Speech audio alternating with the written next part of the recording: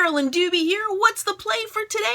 Well, today I'm playing in my art journal using stencils and masks, and I'm going to show you some shortcuts, some cheats, some ways that I make things a little bit easier on myself when I'm creating.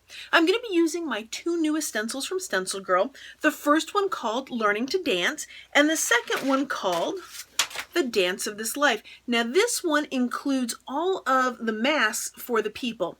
When you get it, you just use an X-Acto knife or a pair of scissors, a couple little snips, and they pop out, and you then have these kinds of things to play with too. So I'm going to be showing those shortcuts, tips, and tricks as I'm playing with these in my art journal today.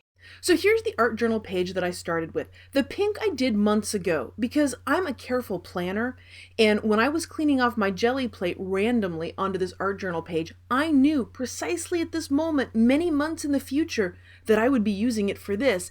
And yeah, if you're believing that, wow, have I got some bridges to sell you. And the colors, I'm just putting on colors that I like. I really don't know exactly where I'm going, but I know that if I play with the entire rainbow, I'm usually pretty happy, so I'm just adding colors here and there and everywhere. Now I could have stopped at any point, and you might be wondering why I keep adding bits of color. I keep fiddling with it and putting more and more color on it. Well, the main reason is I tend to want to put color anywhere there's white space. So if there's still white space, my mind says there's still room to add more color, because the more color, the happier I am. But once I've got all the white space filled, then I get to deal with putting some images on it. And I've got this new stencil from Stencil Girl called The Dance of Life. And with this, I'm going to take some of the words from it, spin, twirl, and leap, and I'm just going to stencil them in right down there.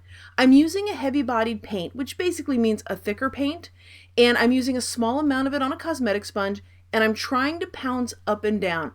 If I go up and down, it means I'm going to have a crisper, clearer image because the paint won't run underneath the stencil. And for some reason today, I'm feeling like I want crisp and clear images. Some days I like really messy ones and I like to use lots of paint and have it run under things for a very loose look. But for some reason today, I want crisp and clear. Well, now I'm going to do a little cheating as I figure out what images to put where, because this stencil comes with the masks to go with all of the figures or silhouettes that are in it. So what that allows me to do is kind of place them around and see how they'll look. So it's a great way to cheat, and I'm really just trying to find the dancer that fits best inside that center block. Now that little guy didn't fit in the center very well, but he sure does fit up there very, very nicely. And I want a dancer up in that yellow spot in the top, so I'm going to bring in my Learning to Dance stencil, and this has smaller versions of the various dancers, and she is going to fit just perfectly up there. So now I know where I'm going to position things. Now it's time to put some paint on here. So I've pulled the mask away, and I've put the stencil right on top of where I wanted it. And then what I'm going to do is just put some paint on a cosmetic sponge, and I'm going to stencil that little guy in. Now, I have to admit, I'm taking a little risk here. I'm putting that orange on top of the pink, and I'm kind of wondering if that orange is going to pop enough for me. If it does, awesome. If it doesn't, what am I going to say? It's just an oops, an outstanding opportunity presenting suddenly. But I'm going to take the risk here because for some reason I was drawn to making him orange, so I'm going to cross my fingers and hope he stands out the way that I wanted. Well, I'm going to call this one a 50-50. He stands out, but not quite as much. So yeah, I'm going to have to classify this one as an oops, but there is an opportunity that will show up later with it. I'm sure of it. Now, when art journaling, there are critical decisions to make. Like, should she be in the center? Should she be off center a lot? Should she be way off to the edge? Should she be kind of just a little off center? Which way should she go? Yeah, these are the critical, large decisions that one must make when art journaling. And I'm going to go with her there, and I'm going to use her as a mask this time. So I'm going to use the stencil, I'm going to use the mask. I'm just going to hold her with my finger, and I'm going to hope she doesn't wiggle around. But guess what if she does? Like she just did there. I'm just going to position it back again and hold it with my finger, because getting a piece of tape out or something like that is apparently way more effort than I'm willing to do when I'm playing. And I'm just putting the white paint all around her. It's a heavy body white paint. That way it's very opaque. I really want to cover up what's behind it because I want her to be pink. That's what a mask can do for you, is it lets the bottom colors show through and you're masking around it. So what is it that inspired these stencils? Well, after seeing some dancers, the athleticism in it, the effort, the hard work, the practice, the commitment, all those things that go into making someone a successful dancer, a quote, good dancer, all those things that really applies to life too, because you've got to commit to making it the life you want it to be. There's lots of things to learn. Sure, you stumble. Sure, things don't always go as planned, but you got to pick yourself back up again. And that's what inspired these stencils, because life is a dance. Well, I have my dancers on here, but the page needs a little bit more. So I want to put some circles on it to fill in some of the blocks that don't seem to be quite as happening for me. And I'm going to use my Circles Layer Me stencil. Now this stencil has 2 sets of circles on it that layer one on top of the other, hence the name Circles Layer Me. And as I'm using the cosmetic sponge, it's really a dry cosmetic sponge, and so that's going to give me sort of that hazy look. It also means it's going to dry very, very quickly, and since I don't like to wait for things to dry, this is perfect for me.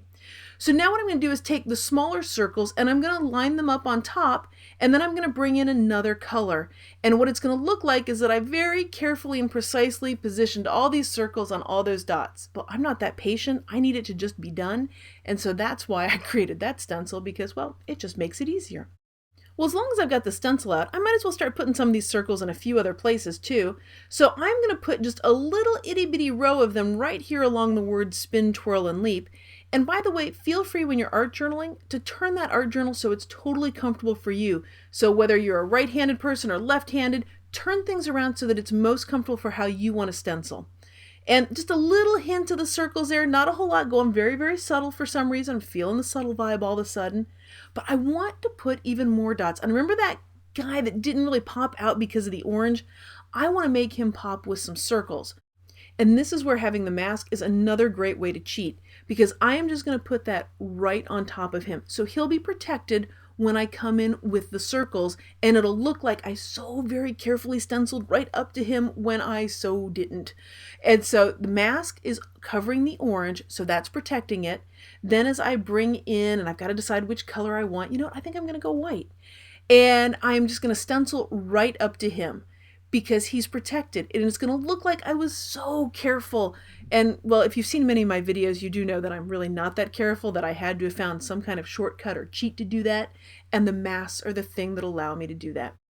Now I can pick up that mask now, or I can leave it there because I want to put the other layer of circles on there. So I'm just going to leave that there, and this is my attempt to let things dry. And yeah, I'm just really not that patient to wait for things to dry, so I'm just going to do this carefully on top. I'm going to line up my second row of circles, or second layer of circles, where I want them, and I'm going to bring in another color. The mask is still protecting the orange guy, so I don't have to worry about stenciling where I didn't mean to, and I'm just going to put some of those second layers of dots on top. Now when I lift it up, again, it looks like I did all this magic lining up work when I didn't. And when I move the mask, I've got those circles going right up to him, and suddenly he's got some more definition and outline to him. Well, if you've been enjoying this art journal page and you'd like to know more about art journaling, or you want to get started art journaling, or you want some inspiration for your art journaling, I've got a free workshop called Permission to Play, which is all about giving yourself permission to play in your art journal. There are 5-6 lessons in it, lots of fun, totally free. Facebook group for people to share with. Been an awesome group of people going through it, lots of fun. You can find the link down below in the description, or maybe it'll even pop up on the screen about now. So the last thing for me to add here to my art journal page is some scribble writing. Got to get some journaling, some thoughts in this, and I'm using a fine liner because, well, I can write on wet paint with it, or damp paint, and not worry about ruining a pen, because I've ruined way too many pens over the years.